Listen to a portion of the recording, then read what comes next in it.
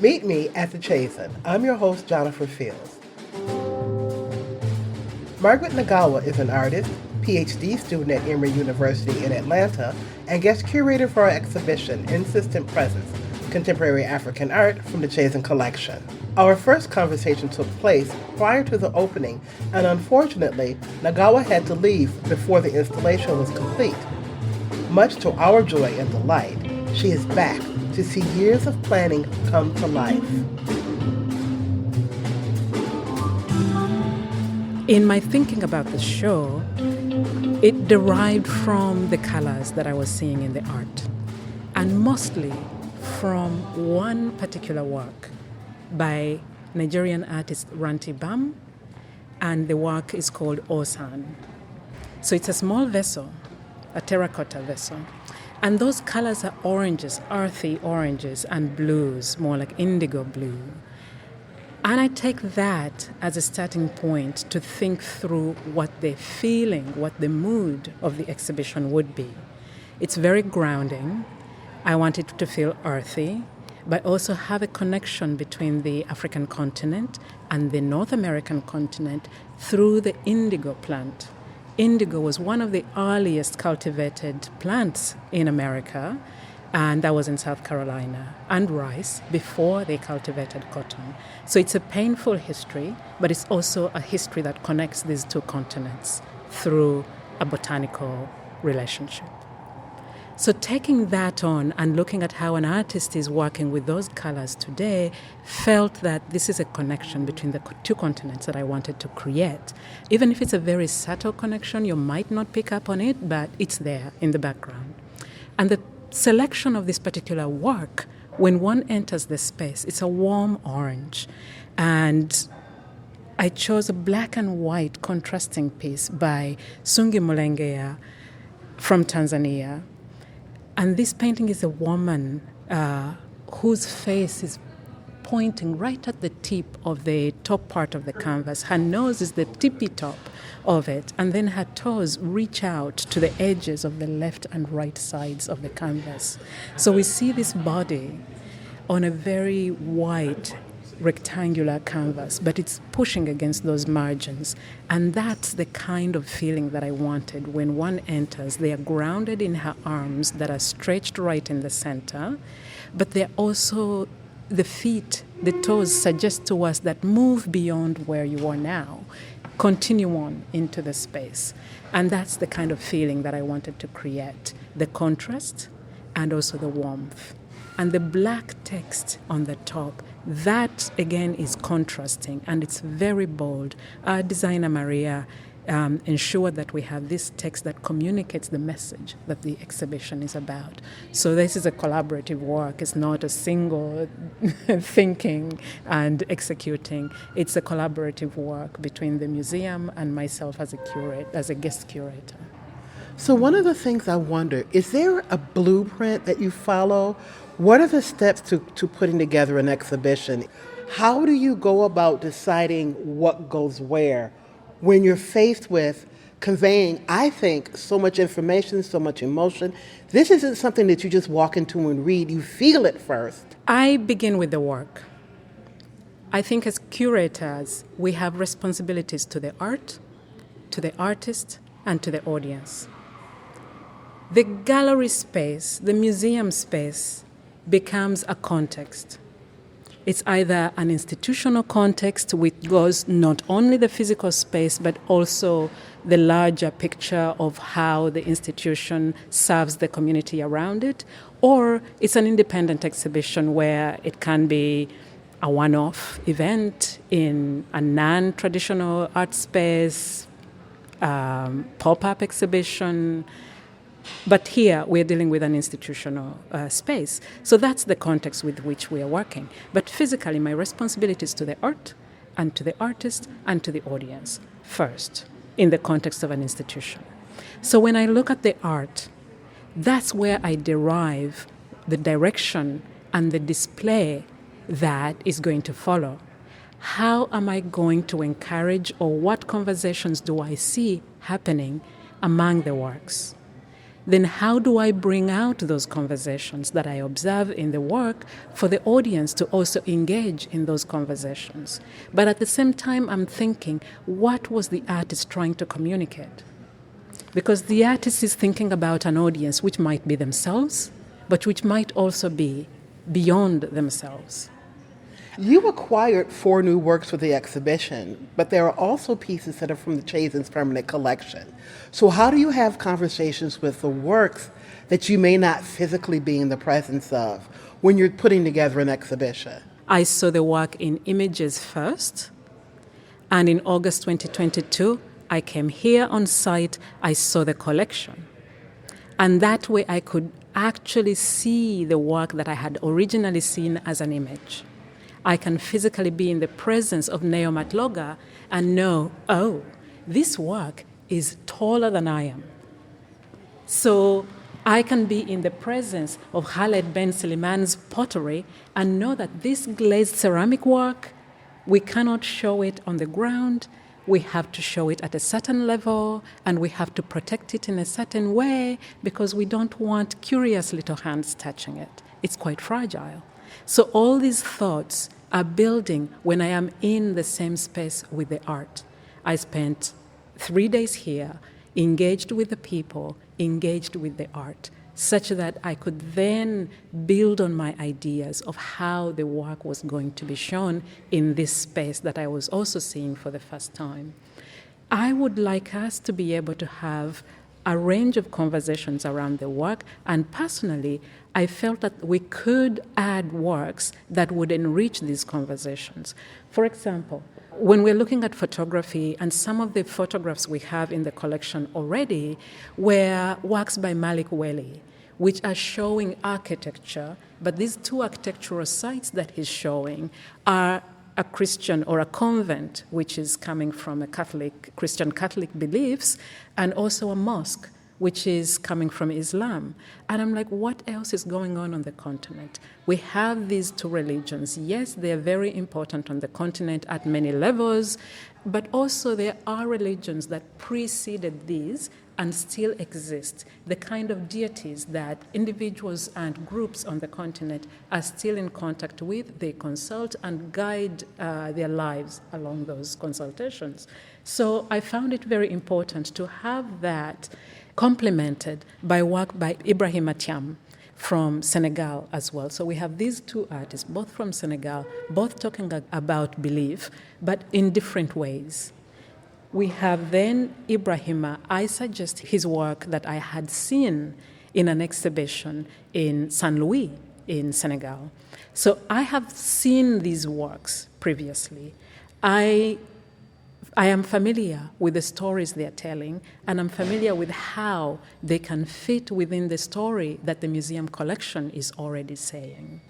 So the exhibition is entitled Insistent Presence, and we were in the first part of it. Yes. So talk to me about how this landing spot, when we enter the room, your intention behind it, and then I have a question because you've done something I don't remember seeing, and I've spent a lot of my life in museums, but we'll get to that once you tell us. Okay.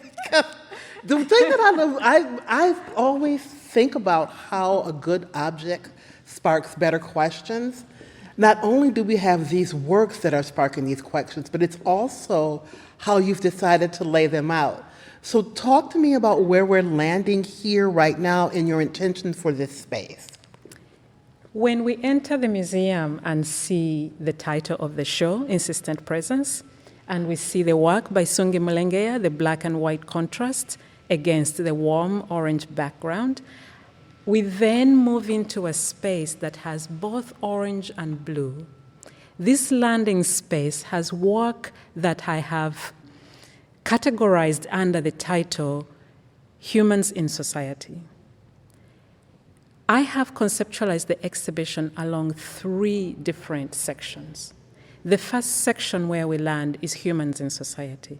The second section, which is also in a way where we land, is the artist in presence. There are no barriers between the 2 spaces. They flow from one to another. And the final space in the end of the gallery is called the absent body. Following what the art is telling me, these are the three major sections that I could see, the major conversations that I could see in the work: the presence and the absence of the human figure in the art. I followed the direction of the art. The arrival space. We look at some work that one might ask, but this is not a figure in society. For example, we are looking at Leila Babidie's sculpture, and it's a single ceramic sculpture. It's even encased.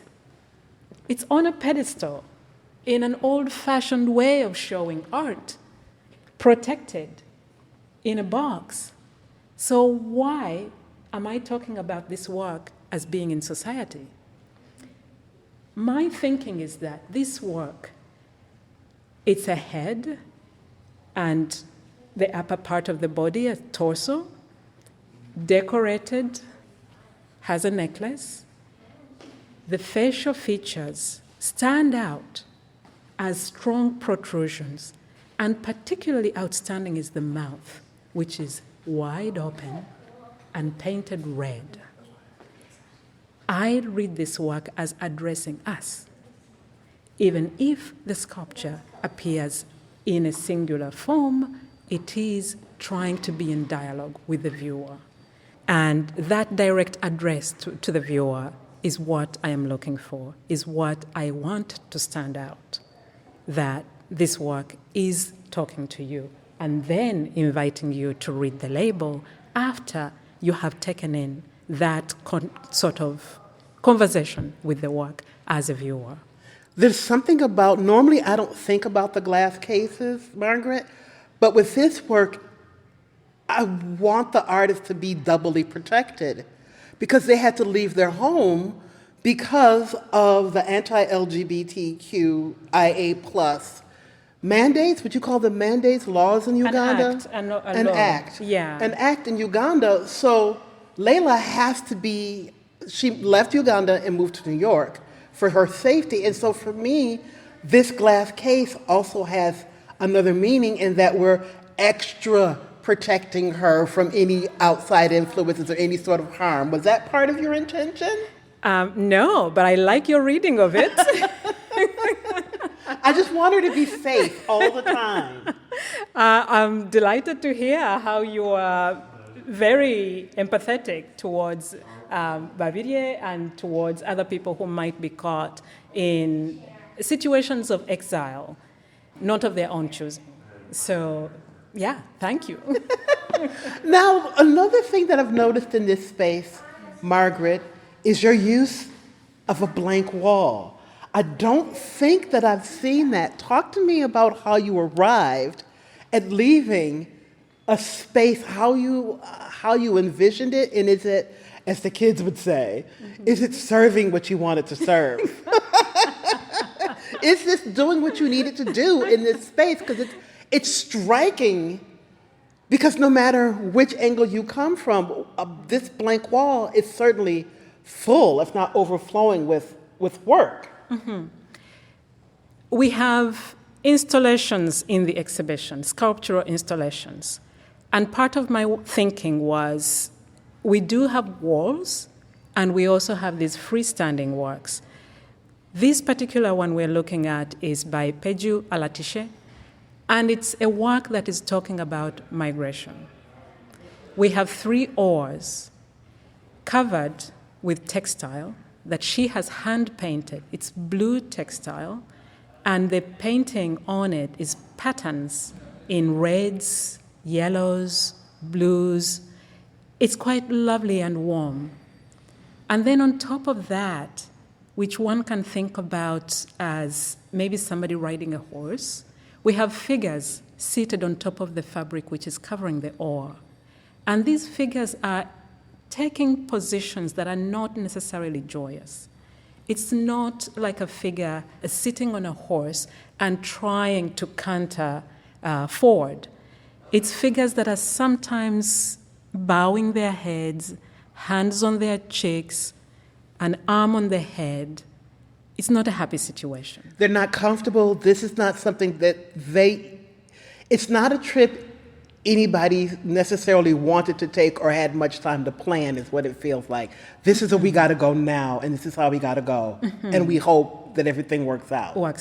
And Peju Alatishe is really sending out a cautionary message to say there is trouble in immigration, which we draw from the title of the work.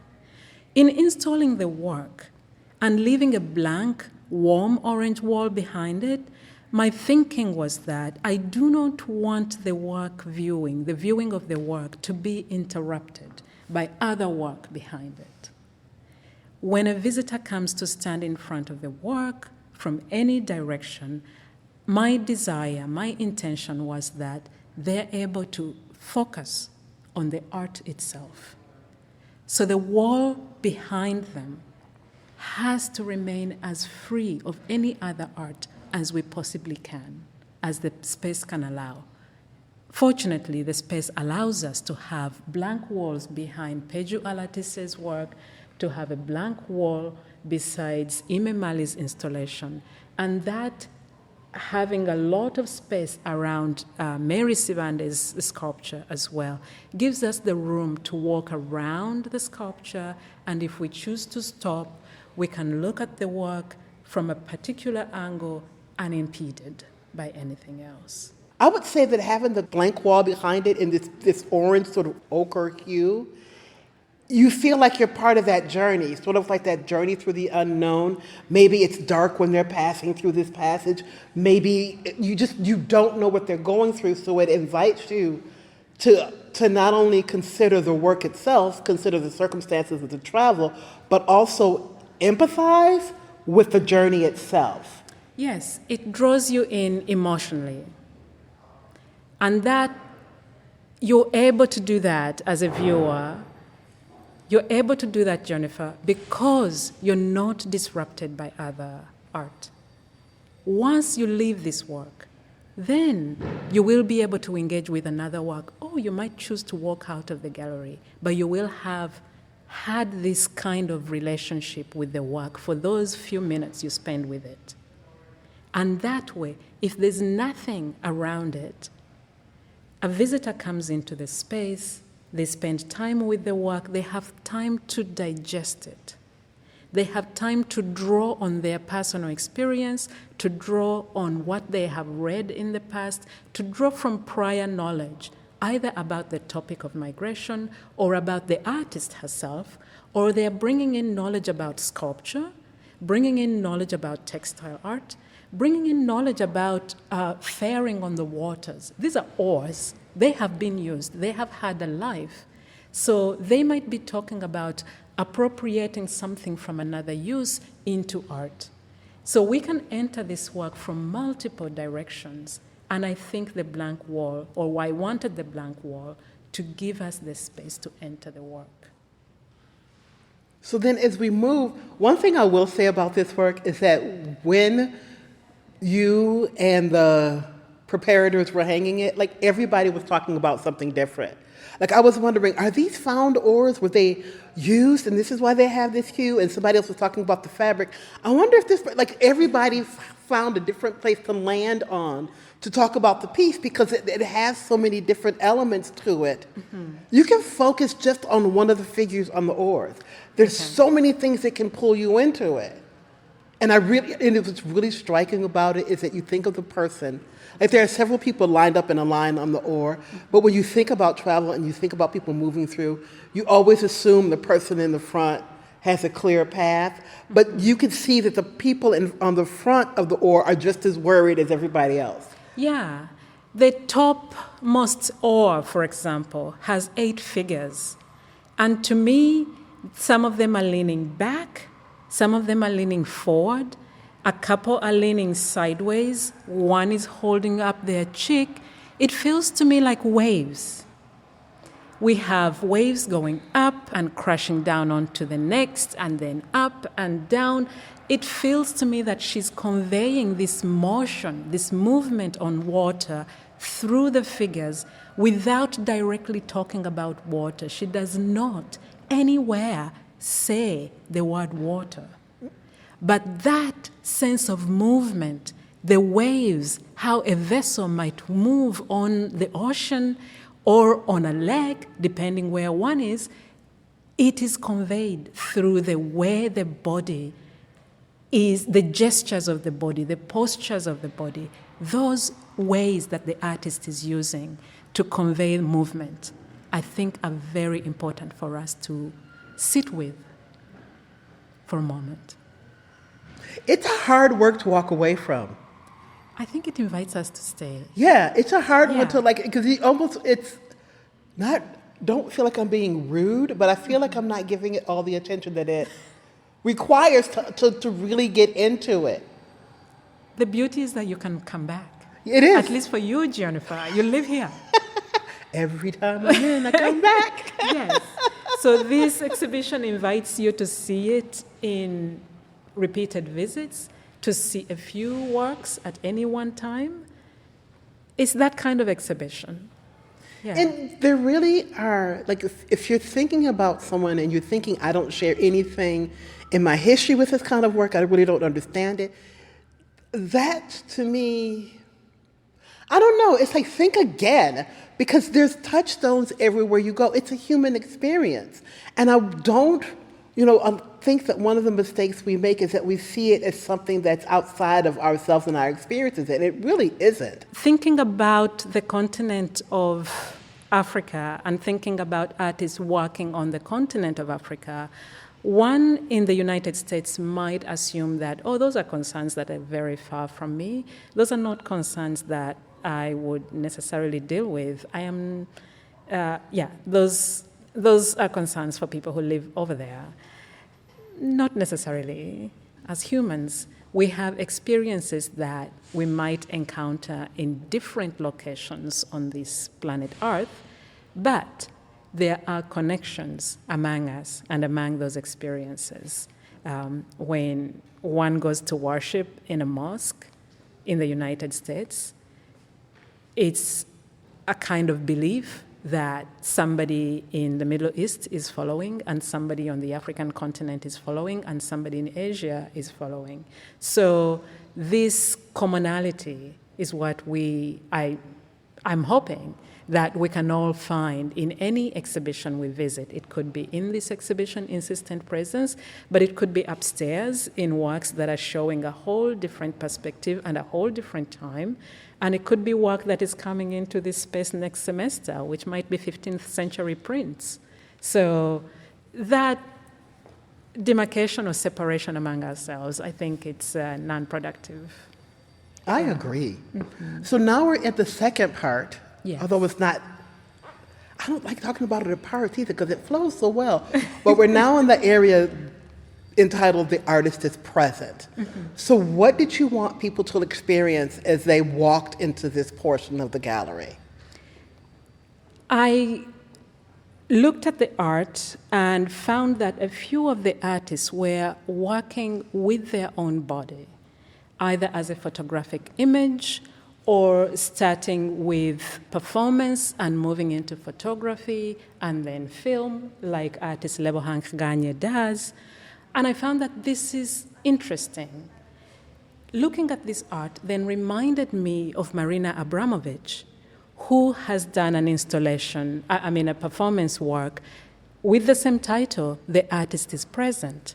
So Marina Abramović is present in that red dress, sitting in that chair at the Museum of Modern Art and inviting people from the audience to come and spend time with her, just looking at one another. It's an amazing performance. It's profound. And that kind of communication in silence, we tend to disregard it. But it's critical, and I think some people look at it in terms of meditation. It's a moment to go inside oneself, but also to have then emerge with clearer insight to what is going on around us. And I found that the artists are inviting us, just the way Marina Abramović does in that performance. These artists are present in the work.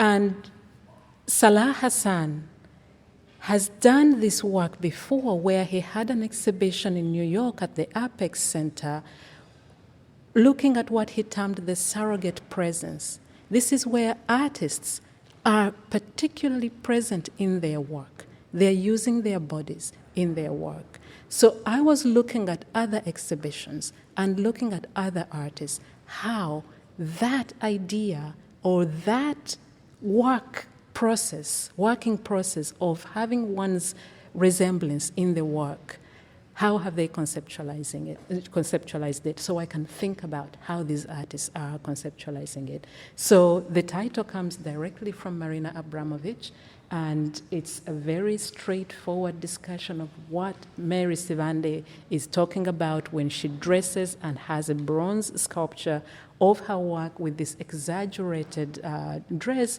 discussing labor changes in South Africa. What is Lebohang talking about in the work where she's dressed and performing as a male figure? What does that tell us about migration patterns from rural to urban at a particular time in South Africa under apartheid? And she's creating photographs of this performance as well as a film that really we can look at as chapters in a life and how relationships are built and change over time in a new place. So we are thinking time, we are thinking movement, we are thinking the presence of this artist who is working with us to learn this history and asking us to engage deeply with it. And I really love the way that she has marked time by the objects in the room. Like, you cannot tell me that the phone that we hear ringing periodically was not carefully curated. That, to me, that sound is a particular time period, and it just snatches me back to that time, because it's not a cell phone ring, that's a house ring. That's an old school, probably weighs 10 pounds telephone that's ringing from a particular time period, and you can see it in the dress, you can see it in the objects that she has in the room, and it really does, on a really cellular level, move you through this time. Yes, artists make choices. They make deliberate intellectual decisions. How am I communicating the ideas that I want to communicate as an artist? Their tools are visual. They're not writing essays like an art historian might, or writing a story like a writer, or a poem like a poet might. They're working with these materials deliberately and thinking in detail, in depth, about the various choices. The nail clipper in this work, the dogs barking, the sounds can locate us in a particular time and a particular place. The train hooting. It's so deliberately chosen. What kind of a suit is she wearing? How does it fit? Is it large? Yes, it's extra large. Why is that? So the deliberate choices she's making are something that draws us in and something that is not random, that we must engage with. And what she's chosen to make large, she's taken small things and made them big, and taken big things and made them small. To me, it feels like she's also hinting at memory. Like, these are memories of things that have happened, not necessarily. She didn't pick that time period directly up and place it. She's remembering what that was. And when you're a child, nail clippers are enormous. Like, everything, you know what I mean? And then, so you're dwarfed by these small things, and then the big things just get out of control. So it really is this mix of present day and memory, and almost how she's moving through life but recalling things that have happened in the past. But it's just and there's that ring, it's just very interesting how all these cues build up to tell a story, and you've not heard her voice. Not at all.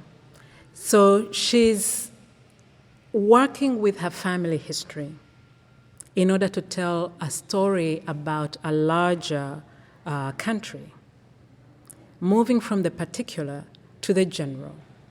The particularities of her history, which she has gathered through photographs. So her resources that she's working with are photographs from the family album. Her primary materials are the family albums and also the stories that her extended family is telling.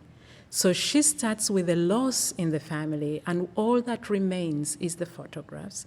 And then to reconstruct her history, the history of her family, she's got to find extended family members across the country to talk with them and gather their remembrances of who her mother was, who her father was, and how the family got to where they are.